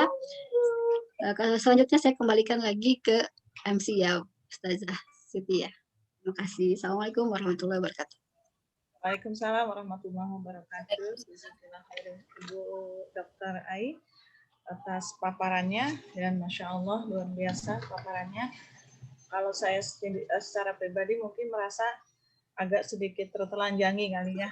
Ternyata memang banyak sekali yang harus kita benahi dalam keluarga. Kadang-kadang pengalaman pribadi itu lebih dominan, bukan dominan ya, tapi kadang-kadang suami yang tidak mau ribet untuk mengatur keuangan, lebih walalam kalau umahat yang lain, lebih memasrahkan untuk pengelolaan keuangan kepada istri. Walalam ya, ini kita juga harus sedikit agak mengerem. Kita harus ibaratnya memberikan posisi atau memberikan kepercayaan diri kepada suami bahwa sebenarnya suamilah yang berhak ya untuk mengatur tata kelola keuangan di keluarga itu. Yang saya bisa garis bawahi dari pemaparan Ibu Dokter. Supaya lebih menarik dan lebih merap lagi ke kita, peserta dipersilakan untuk bertanya langsung. Dua peserta kami berikan kesempatan, dua peserta bertanya langsung. Boleh. Silakan diklik mute-nya. Umahat yang ingin langsung berdiskusi dengan beliau, selagi beliau masih ada di tengah-tengah kita. Sudah adakah? Belum ada? Pertanyaan yang sudah masuk sudah lumayan banyak yang masuk ke kami. Jadi sebelum ada yang langsung, saya bacakan dulu ya, Ibu Dokter ya. Ada pertanyaan dari Ibu Betty. Subhanallah, Masya Allah, dari Solok, Sumatera Barat. Ini dari sesi 1 ya, seri 1 ini hadir terus, Masya Allah. Ibu Betty ya, luar biasa. Walaupun jauh, tapi kita tersambung dalam Zoom ya. Assalamualaikum Ustazah, bagaimana memulai menata keuangan keluarga buat saya yang selama ini semengalirnya saja tanpa pernah diplaningkan ini. Nah, kita Bu Betty itu ingin bertanya kepada Ustazah bagaimana kita memulainya. Karena selama ini kita alamiah saja, Bu. Ada uang, ya udah langsung ditata tanpa ada manage yang seperti yang Ibu paparkan tadi. Silakan Ibu Dokter langsung dijawab untuk Ibu Betty dan untuk peserta yang lain. Ya, baik. Alhamdulillah. Ya, Masya Allah. Ternyata dari Solok ada juga ya. Ini luar biasa. Dari seri awal beliau ada. Allah. Pertama, bagaimana cara kita memulai? Memulai itu sesuatu yang berat ya, karena memang langkah awal yang paling berat itu adalah memulainya. Nah, apa yang harus kita lakukan dalam hal yang berat ini? Ya, kalau sesuatu yang berat jangan dipikul sendiri ya, kalau menurut saya. Yang berat jangan dipikul sendiri, ajak-ajak yang lain. Ya, siapa yang bisa diajak? Suaminya ajak, gitu ya. Kalau misalnya ada tanggungan yang lain, misalnya anak-anak juga, ajak juga anak-anak ngobrol. Jadi bagaimana sih kondisi keuangan di keluarga kita gitu ya. Kemudian kita buat nih aturan sama-sama ya. Jadi misal ya setelah ini gitu ya bisa ngobrol lah mungkin sama suami gitu ya. Alhamdulillah sekarang udah jadi ada ilmunya. Jadi ilmu tuh ya Allah Masya Allah. Ini buat pribadi, ingetin saya pribadi ya. Jadi ilmu tuh kan menuntut amal ya. Jadi karena mesti kita amalin gitu ya, kita obrolin dulu sama suami gimana caranya supaya apa yang Allah amanahin ke kita ini kelak kita bisa pertanggungjawabkan ya. Kita juga Masya Allah ya yang mesti dipertanggungjawabkan banyak banget gitu. amanah kita banyak banget. Nah, minimal kita bisa berusaha lah ya, berikhtiar supaya amanah harta ini kita bisa lolos lah gitu ya. Kalau pada pertanyaan soal ini kita bisa lolos. Nah, itu gimana cara ngejawabnya? Kita ikhtiar supaya apa yang Allah perintahkan tuh kita lakukan. Misalnya ketika alhamdulillah misalnya tadi Bu Betty sebenarnya nggak punya masalah keuangan. Memang mengalir aja tapi alhamdulillah kok cukup-cukup aja gitu kan. Ya, aman aja ya. Ya aman-aman aja. Apakah itu tetap harus dikelola gitu? Nah, kita bersyukur pertama Allah memberikan kita keluangan rezeki ya. Amanah rezekinya alhamdulillah luang gitu ya. Sehingga kita kadang kan ya kalau kita nggak sakit kan kita nggak ke dokter kira-kira gitu ya. Kalau sehat-sehat aja kita nggak general check up kira-kira gitu ya. Kalau mungkin nggak disuruh pemerintah jalan, kalau jalan mesti cek PCR juga kita nggak akan cek gitu kan. Nah, tapi kenapa kita perlu tetap harus coba melakukan pengelolaan yang baik gitu ya. Nah, kita berusaha atau bahkan mungkin berikhtiar supaya jangan-jangan seharusnya sebenarnya pengelolaan kita yang tadinya aman-aman aja ini harusnya bisa lebih optimal loh kalau dipegang sama orang. Jadi contoh aja nih contoh. Misalnya gini ya, alhamdulillah kita gaji udah di atas UMR, taruhlah 10 juta atau 5 juta gitu ya. 7 juta, 5 juta sekitar situlah. Nah, kemudian kita hidup baik-baik aja, next set gitu ya. Nah, kemudian kita lihat coba kondisi orang dengan penghasilan yang sama apa yang bisa dilakukan. Contoh misalnya, oh ternyata di kondisi kayak gitu dengan uang segitu ada orang yang sudah bisa punya rumah sendiri loh, gitu ya. Beli mobilnya nggak pakai cicilan loh, gitu ya. Dia bisa umroh, bisa haji loh. Oh kita enggak ya, gitu. Nah itu contoh aja bahwa sebenarnya kita juga perlu mengevaluasi apakah pengeluaran kita yang selama ini kelihatan baik-baik aja itu udah sesuai porsinya atau enggak, gitu ya. Ternyata ada saudara kita yang punya penghasilan kurang dari kita, itu setiap tahun bisa kurban loh. Dia umroh juga nggak pakai ngutang loh, dia beli mobil nggak pakai nyicil loh, gitu. Dan itu jadi evaluasi buat kita, gimana supaya kita juga bisa mengoptimalkan yang kita udah lakukan selama ini juga supaya lebih baik kira-kira gitu. Nah itu emang enaknya sih ngobrol ya sama dibicarakan sama pasangan gitu ya, dibicarakan sama anak-anak yang udah bisa diajak bicara, diajak untuk ngelola juga gitu dan seterusnya. Itu supaya apa? Intinya tadi kalau di surat At-Taubah ayat 9 gitu ya. Ya 9 ya kalau nggak salah.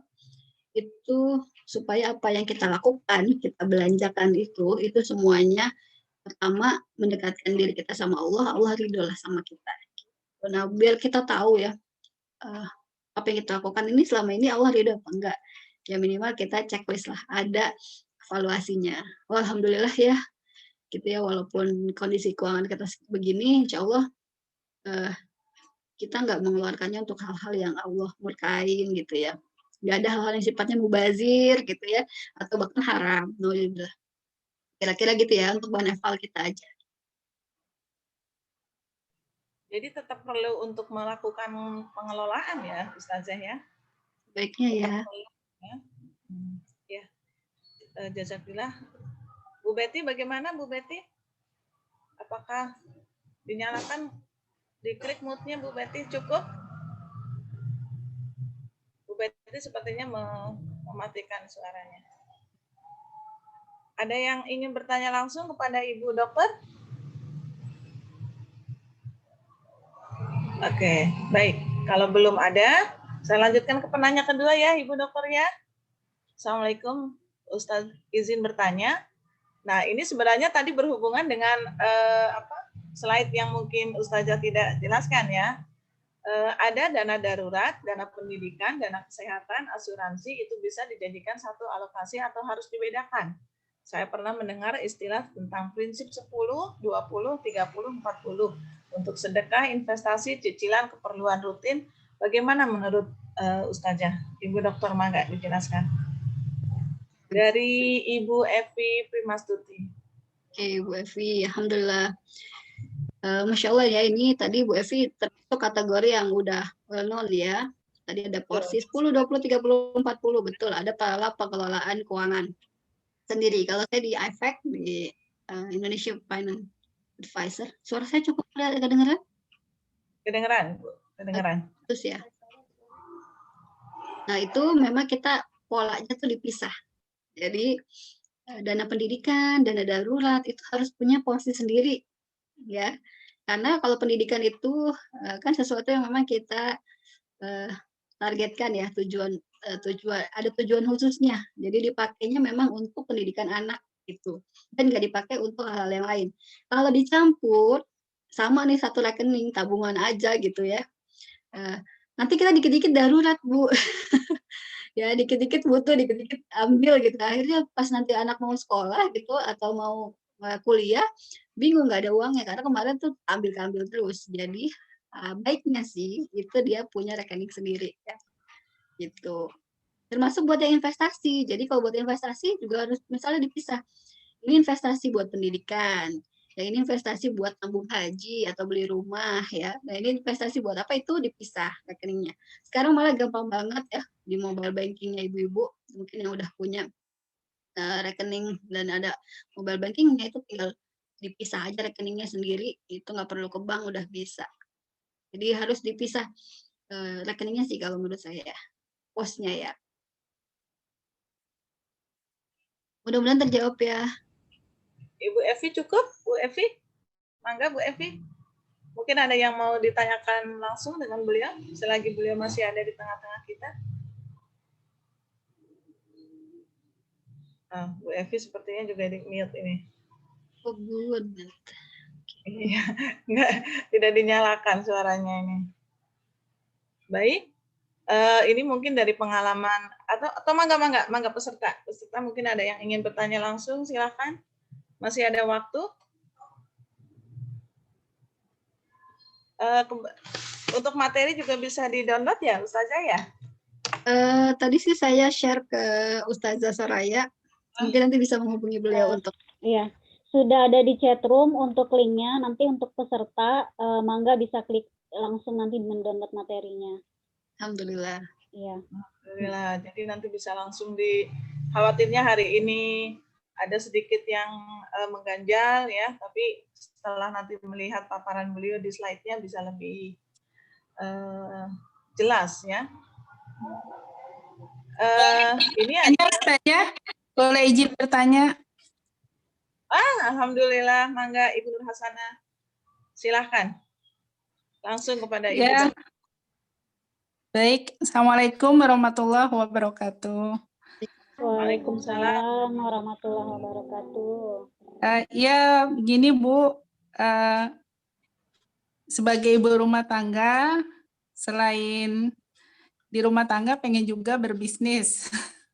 Nah, sebaiknya mengatur keuangan rumah tangga dengan bisnis, bagaimana Bu? Karena kan kebanyakan ibu-ibu belum punya modal nih, jadi uang belanja biasanya dipakai dulu buat modal dagang gitu, sambil nanti dagangannya laku, untungnya buat perputaran belanja gitu. Cuma pengen tahu nih idealnya sebaiknya bagaimana Bu? Itu saja ya Bu. Assalamualaikum. Waalaikumsalam warahmatullahi wabarakatuh. Maka Ibu Dokter langsung dijawab. Ya baik, alhamdulillah ya. Jadi Masya Allah nih Ustazah Bu Nur Hasanah ini pasti suaminya cinta banget nih sama ibu ya, mikirin gimana caranya supaya dapat tambahan dari bisnis gitu ya. Ya kan padahal bukan kewajiban ibu ya. Ya, dan ini kita dan hampir semua kita mungkin dari Salimah nih, Masya Allah karena pejuang-pejuang semua. Tapi kemudian ada kendala, nggak ada modalnya nih, ada pegang uang belanja, gimana dong? Gitu ya. Boleh nggak dipakai uang belanja buat bisnis, buat modalnya? Nanti kalau muter kan bisa bantu juga ke keuangan belanjanya, gitu ya. Tapi bisnis itu ada resiko kan ya. Alhamdulillah kalau bisnisnya berputar, bagus lah ya, dan bisa bantu apa nambah-nambah gitu. Nah tapi kalau putarannya nggak lancar nih, waduh bisa ini apa makannya tadinya sehari 3 kali jadi 3 kali sehari, oh enggak ya. Wah jadi ketukar enggak. Nah ini artinya ada resiko. Nah kalau kita mengelola keuangan, kan disebutnya manajemen ya, di manage, dikelola, itu kita harus memperkecil resikonya. Ya, jadi kenapa sih kita perlu atur, kenapa duitnya perlu ada dana cadangan sih gitu ya. Kenapa investasi perlu rekening sendiri, karena kita nggak mau ambil resiko. Nggak mau ambil resikonya apa? Pertama gini, kalau bisnis boleh nggak jalan, tapi anak-anak harus tetap dong kebutuhan makannya, apa namanya, SPP anak-anak ya, bayaran sekolahnya dan seterusnya itu harus tetap kebayar gitu. Kalau bayarannya kita ambil buat bisnis, kemudian dia nggak bisa bayaran ketunda, nggak bisa ikut ujian, waduh kasihan ya anak-anak drop ya. Termasuk kalau makannya kurang atau kurang gizinya kan jadi apa juga Bahaya bagus ya. gitu ya buat anak-anak. Artinya memang sebelum memulai bisnis kita pastikan dulu ada modal yang kita sisihkan memang buat bisnis gitu. Oke, gimana caranya memulainya? Oke, banyak sih sekarang bisnis yang nggak pakai modal Bu, namanya dropshipper, reseller gitu ya. Yang kita nggak pakai modal kalau emang modalnya kurang ya. Atau bahkan juga bisa sekarang tuh banyak juga komunitas jelantah gitu ya. Saya juga bisa sharing karena juga ikut apa namanya ya mempraktekkan atau inilah ya termasuk yang mencoba gitu ya melihat di situ. Jadi ada banyak cara kita untuk memulai bisnis tanpa modal. Ya tadi ya, misalnya contoh yang reseller dia, misalnya Bu Siti Khadijah ini punya bisnis, ya Ibu bisa bantu bisnisnya, bantuin jualannya. Kalau dia dapat untung dari sekian harganya bisa dinaikin atau dapat komisi dari Bu Siti Khadijah gitu ya. Nah, itu kan nggak mengganggu keuangan keluarga kita gitu ya. Atau kalau memang mau bisnisnya bikin sendiri, misalnya dia mau beli bisnis makanan dan seterusnya, sebelum mulai kita pastikan duitnya bukan duit belanja, tapi duit yang kita udah sisihin dari duit belanja untuk jadi modal kita gitu. Mungkin itu ya. Tapi mungkin dari sini ada yang lebih ini kali. Bisa juga sharing dong, Ibu ya. Bagi-bagi pengalaman nih yang udah pengalaman. Izin menanggapi Ustazah. Ya. Iya, alhamdulillah tadi menarik sekali pertanyaannya ya. Saya mau sharing sedikit karena saya juga pelaku bisnis dropship ya. Sudah 4 tahun ini saya berkecimpung di bisnis fashion, jualan online gitu. Dulu memang pernah jadi produsen, tapi terkait dengan waktu dan biaya juga yang harus besar, saya memfokuskan akhirnya pada dropship saja. Tadi ada Ibu Nur Hasanah ya mau bisnis bertanya dengan modal. Kalau dropship memang kita tidak perlu modal, alhamdulillah. Ternyata memang kalau kita seriusin untuk ibu-ibu di sini semua peserta itu bahkan penghasilan bisa melebihi gaji kalau kita bekerja gitu ya. Saya sebagai dosen gitu, itu gaji bisnis saya jauh di atas gaji ini. Jadi untuk bulanan itu bisa untuk menabung dan sebagainya, untuk mungkin bisa memotivasi ibu-ibu di sini untuk bersemangat jika ada ingin berbisnis gitu dan takut nggak ada modal. Sebenarnya peluang itu sangat banyak sekali seperti yang tadi Bu Ai sampaikan, bahwa dengan reseller, dengan dropship itu insya Allah kita bisa banyak belajar, kemudian lebih menghasilkan jika memang tidak punya modal seperti itu. Sedikit sharing Ustazah Ai. Alhamdulillah. Mudah-mudahan dapat jalan keluar ya Bu Nur Hasanah ya. Ya Bu, jazakillah Bu Ai dan juga Ibu yang tadi berbagi pengalaman ya. Insya Allah. Jadi lebih banyak menebar manfaat insya Allah. Kalau dengan bisnis kan kita punya keuntungan ya untuk kita nanti infak lebih besar. Bisa menolong ibu-ibu yang pengen bisnis juga gitu. Jadi barengan untuk sukses. Terima kasih. Nanti mungkin bisa dilanjutkan. Silakan dengan Ibu Soraya. Bu Soraya udah termasuk yang sukses ini. Masih belajar juga, tapi selalu menseriusi karena itu menyenangkan ya buat ibu-ibu kalau di rekening kita ada transferan terus. Betul Bu, sesuatu banget. Ya. Makasih ya. Dan mungkin satu hal yang harus kita pegang ya sebagai sebuah prinsip, bisnis jangan dimulai dengan modal berhutang Ibu ya. Ketika modal yang kita gunakan modal berhutang, mungkin yang jelas dari contoh-contoh yang saya lihat di sekitar itu keberkahannya berkurang ya. Kemudian biasanya malah justru melilit gitu ya. Jadi benar kata Ibu Dokter tadi, kalau kita ingin memulai berbisnis, sisihkan dari uang belanja, bukan uang belanjanya menjadi modal, tapi sisihan dari uang belanja, misalnya satu hari 100.000, disisihkan 10.000 atau 20.000, ketika sudah terkumpul bisa berapa yang memang, dan sekarang memang satu hal bisa tanpa modal ya, Bu Soraya dan Ibu Dokter ya. Ya, Jadi betul, bisa betul. tanpa modal, hanya modal kuota saja kali ya. Ada kuota dan waktu. Kuota dan waktu, betul. Kadang-kadang kita diprotes. Kalau online kan harus waktu ini ya, menjawab pertanyaan, Iya, chatting dan iya. sebagainya ya. Tapi itulah konsekuensi kalau pengen sukses ya Bu ya. Betul. Nanti bisa catat kontaknya Bu Soraya supaya Bu Khotijah menjadi promosi ini. Sebenarnya memang Umahat itu untuk menjadi seorang bisnis girl kali ya, itu lebih besar kesempatannya. Apalagi yang memang punya pandemi begini juga. Yang punya aktivitas di rumah kan otomatis teman-temannya itu lebih banyak, sehingga lebih dari teman-teman itu bisa menjadi salah satu customer kita ya. Dari customer kita bisa terus merambah ke customer yang lain ya. Jadi perempuan jangan diam di saat pandemi, kasihan para suami. Jadi memang suami sekali benar, dengan silaturahim akan memperluas rezeki ya, insya Allah. Tapi tanpa meninggalkan kodrat kita sebagai seorang ya.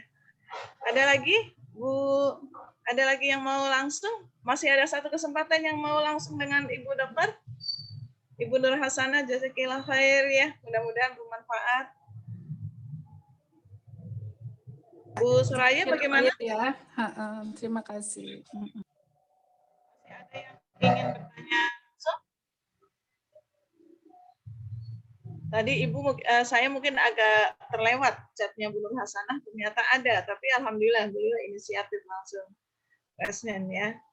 Bu Soraya bagaimana ini? Mau langsung diumumkan door prize-nya? Iya Bu Mangga. Sudah tercatat kah? Supaya langsung nanti bisa dihubungi oleh Bu Soraya.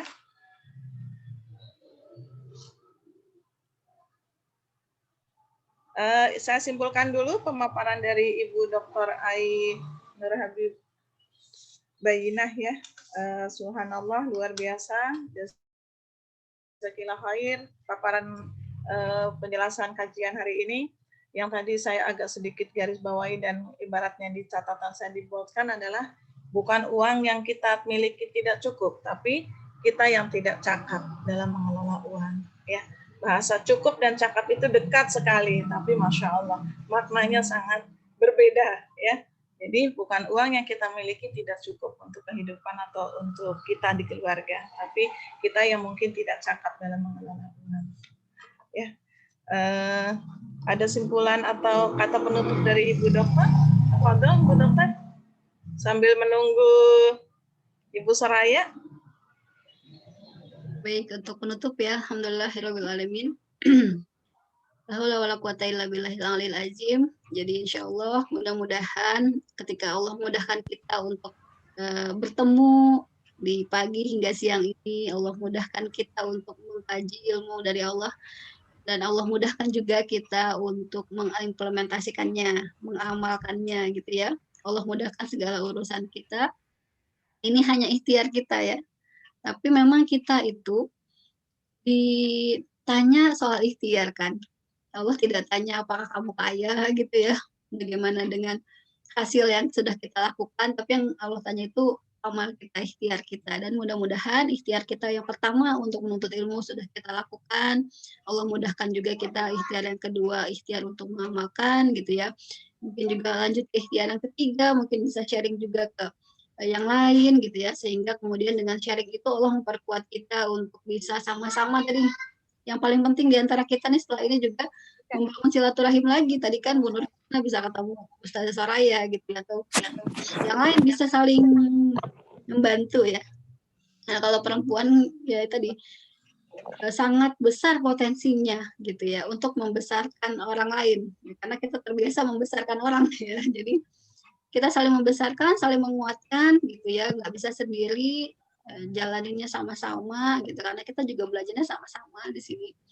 Jadi mudah-mudahan Salimah juga bisa kemudian inisiasi ya adanya lagi kelanjutan dari kegiatan ini. Mungkin tadi ada untuk kegiatan gimana caranya ibu-ibu yang mau berbisnis gitu ya tanpa modal, atau misalnya lanjut untuk saling menguatkan ketika kita coba mempraktikkan ini dan seterusnya, itu bisa saling menguatkan lah. Dan alhamdulillah kan udah ada naungannya Salimah ya.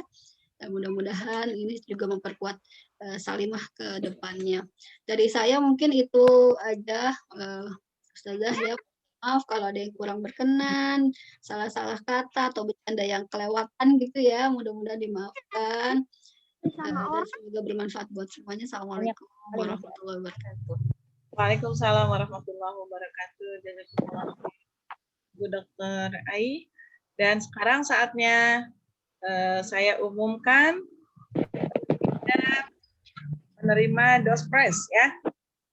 Kami siapkan untuk 3 penerima Doorpress. Yang pertama tadi Ibu Nur Hasanah, karena beliau langsung dengan Ibu Dokter. Sudah meninggalkan nomor kontak Bu di chatroom? Bu Nur Hasanah Belum, Bu. sudah? Belum. Nanti Kontak saya ya? Oh, alhamdulillah, Masya Allah. Ya, Ibu Ibu Betty dari Solo. Sudah meninggalkan nomor kontak, Bu? Supaya nanti dihubungi oleh panitia. Dan satu lagi Ibu Evi Primastuti. Ya, semoga manfaat.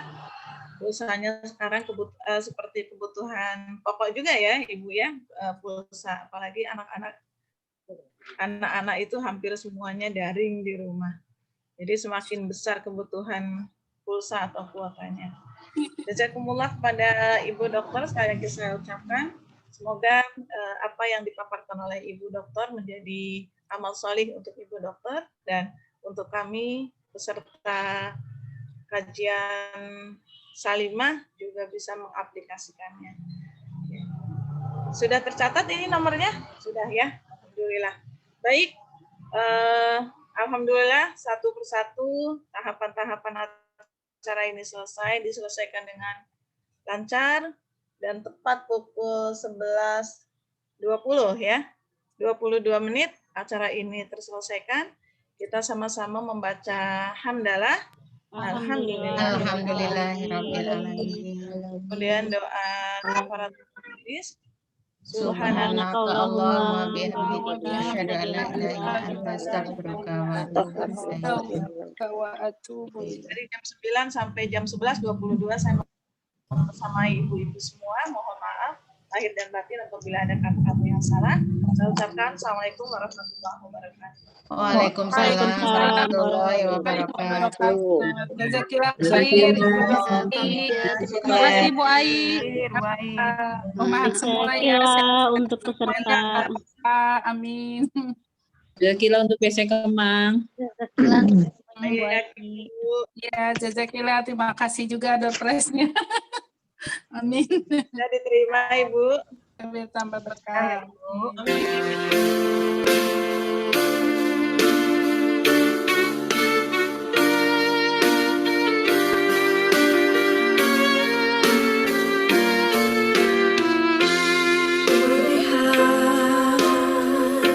Ibu berseragam ungu bersatu padu